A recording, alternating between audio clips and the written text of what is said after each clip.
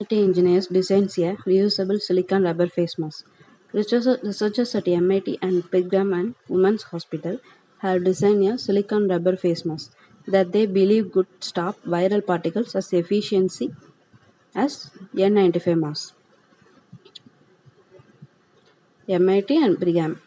The masks are based on the shape of the 3M 1860 style of N95 masks normally used at Brigham and Women's Hospital now. Most of the mask is silicon rubber and there is space for one or two N95 filters, which are designed to be replaced after every use, while the rest of the mask can be sterilized and reused.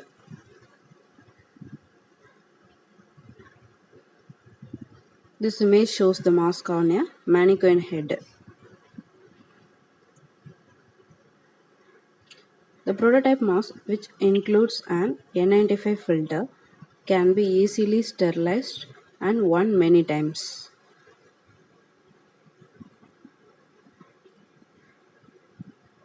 As the number of new COVID-19 cases in the United States continues to rise, there is still an urgent need for N95 masks for healthcare workers and others.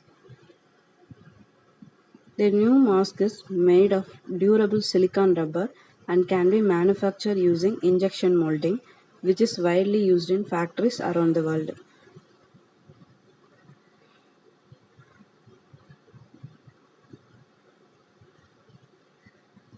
The mask also include an N95 filter, but it requires much less N95 material than a traditional N95 mask. The mask is fully sterilized after use.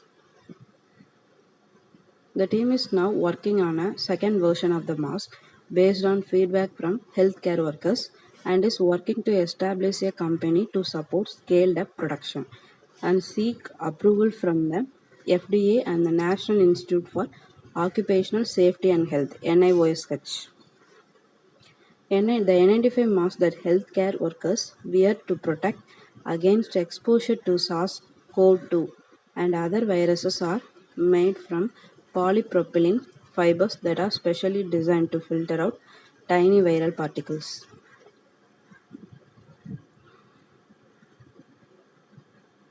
In recent months, many hospitals have begun sterilizing N95 masks with hydrogen peroxide vapor, which can be used up to 20 times on a single mask.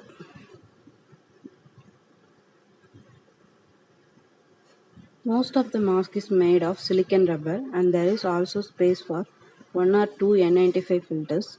Those filters are designed to be replaced after every use, while the rest of the mask can be sterilized and reused.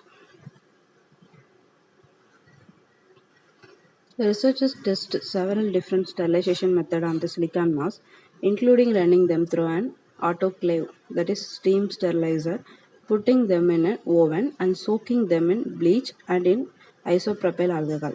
They found that after sterilization, the silicon material was undamaged. Thanks for watching.